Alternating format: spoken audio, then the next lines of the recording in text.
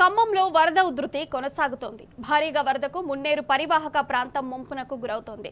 దీంతో చైతన్ నగర్, కవిరాజు నగర్ వాసులు రోడ్డెక్కారు.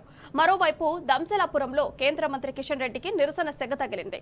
రాష్ట్ర ప్రభుత్వం తమను పట్టించుకోవడం లేదని, అధికారులు ఎవరూ రాలేదు, మీరైనా వచ్చి చూడాలంటూ కిషన్ రెడ్డి ముందు ఆవేదన వ్యక్తం చేశారు. ఖమ్మంలో తాజా పరిస్థితిపై మరింత సమాచారం మా ప్రతినిధి సాంబశివరావు అందిస్తారు. వరద ముంపు కొనసాగుతుంది. చాలా చోట్ల నీళ్లు చేరడంతో ప్రజలు అవస్థలు పడుతున్నారు. ఇప్పుడు ఖమ్మం నగరంలో ఉన్నటువంటి నడిబొడ్డు ఉన్నటువంటి కవిరాజ్ నగర్లో మనం ఉన్నాం. ఇదంతా కూడా లకారం క్యాచ్మెంట్ ఏరియాలో ఉంటుంది. మొత్తం నీరు మునిగిపోయి ఇళ్లలోకి నీళ్లు చేరుతున్నటువంటి దృశ్యాలు మనం చూడొచ్చు. ఖమ్మం కవిరాజ్ నగర్తో పాటు చైతన్య నగర్ సంబంధించినటువంటి అనేక మంది ప్రజలు కొద్దిసేపటి క్రితం కవిరాజ్ నగర్కి సంబంధించినటువంటి ప్రజలంతా కలిసి ఈ ప్రధాన రహదారి ఖమ్మం వైరాకు వెళ్లేటువంటి ప్రధాన రహదారి మీద ధర్నా చేశారు. మా ఇళ్లలోకి నీళ్లు వస్తున్నాయి, పోయిన వారం అంతా నీళ్లలోనే గడిపాము, మళ్ళీ ఇప్పుడు కూడా వరద వస్తుంది, దయచేసి వీటిని క్రమబద్ధీకరించేలాగా చూడాలి. రిటైనింగ్ వాల్ నిర్మించి ఈ వాగు ఏదైతే మున్నేరు నుంచి వచ్చేటువంటి వాగు, అట్లాగే పైనుంచ కానాపురం చెరువు నుంచి వచ్చేటువంటి సర్ప్లస్ వాటర్ అంతా కూడా దీని నుంచి లకారానికి వెళ్తుంది. ఈ వాటర్ అంతా కూడా స్ట్రీమ్ లైన్ చేసి ఇళ్లలోకి నీరు రాకుండా ఒక రిటైనింగ్ వాల్ నిర్మించితే బాగుంటుందని ఈ ప్రాంత వాసులు డిమాండ్ చేస్తున్నారు. ఇళ్లలోకి చేరిపోయింది నీరంతా కూడా. సెలార్లలో కూడా పెద్ద ఎత్తున నీరు చేరింది. గడిచిన వారం రోజుల క్రితం ఇదే రకమైనటువంటి వరద వచ్చినప్పుడు మొత్తం సెలార్ మునిగిపోతే 3 రోజులు పట్టింది ఆ నీళ్లను తోడుకొని బయట పోసుకోవడానికి.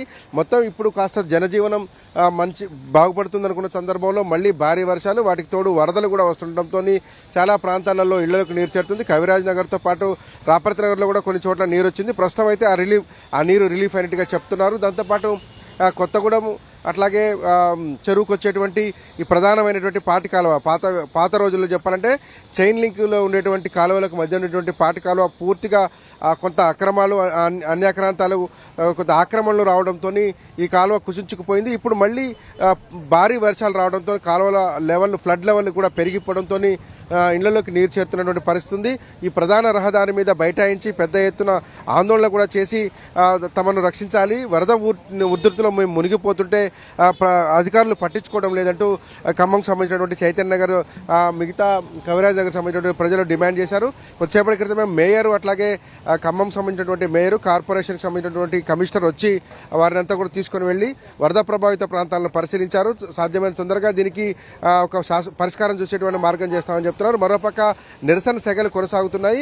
ఇటు రాష్ట్ర మంత్రులకే కాదు కేంద్ర మంత్రులు కూడా నిరసన సెగలు తగులుతున్నాయి. కొద్దిసేపటి క్రితం దంసలాపురం వెళ్ళినటువంటి కేంద్ర మంత్రి కిషన్ రెడ్డిని స్థానికులు అడ్డుకున్నారు. రాష్ట్ర ప్రభుత్వం సంబంధించినటువంటి అధికారులు ఎవరూ రాలేదు.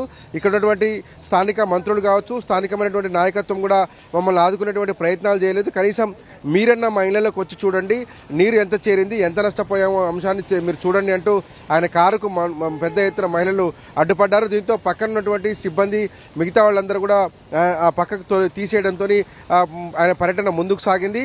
కేంద్ర మంత్రులు, 2 మంత్రులు వచ్చి ఇవాళ కిషన్ రెడ్డితో కలిపితే 3 మంత్రులు, నిన్న బండి సంజయ్ అట్లాగే శివరాజ్ సింగ్ చౌహాన్ ఇద్దరు వచ్చి ఖమ్మం జిల్లాలో పర్యటన చేసి వెళ్ళారు. ఏరియల్ సర్వే కూడా చేసి వెళ్లారు. కానీ ఇప్పటి వరకు కేంద్ర ప్రభుత్వం సాయం ప్రకటించింది తప్ప అందులో తెలంగాణ వాటా ఎంత, ఆంధ్రప్రదేశ్ వాటా ఎంత, తెలంగాణలో ఖమ్మం జిల్లాకి ఎంత ఇస్తారనేటువంటి అంశాన్ని తేల్చలేదు.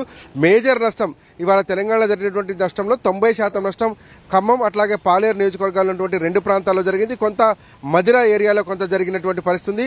చాలా చోట్ల 100 ఎకరాల్లో పంట మునిగిపోయినటువంటి నేపథ్యం ఉంది. ఇప్పుడు వస్తున్నటువంటి కేంద్ర మంత్రులు కావచ్చు, రాష్ట్ర మంత్రులు కావచ్చు, కేవలం అర్బన్ ఏరియాలలో మాత్రమే తిరిగి వెళ్తున్నారు తప్ప రూరల్ ఏరియాలలో నష్టపోయినటువంటి పంట ఎంత అనేటువంటి అంశాన్ని ఇప్పటిదాకా క్లారిటీగా తీసుకోలేదు.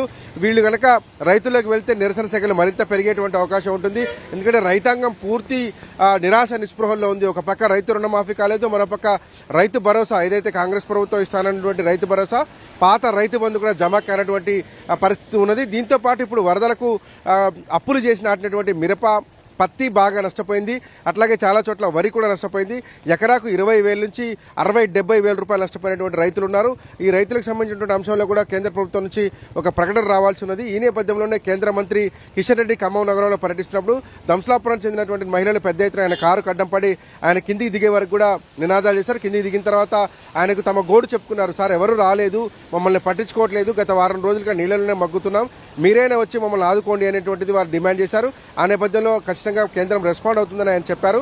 స్థానిక మంత్రి కూడా వారికి నచ్చజెప్పడంతో పాటు అధికారులందరూ కూడా శాంతించాలని చెప్పడంతో మహిళలంతా కూడా వెనక్కి తగ్గినటువంటి పరిస్థితి కూడా ఖమ్మం నగరంలో ఉంది. ఇంకా ఖమ్మం నగరంలో చాలా ఏరియాలలో ఈ వరద నీరు వస్తున్నటువంటి పరిస్థితి కనపడుతుంది. ముఖ్యంగా డ్రైనేజీలు బ్లాకులు కావడం అనేది కూడా ఒక రకమైనటువంటి కారణంగా చెప్పవచ్చు.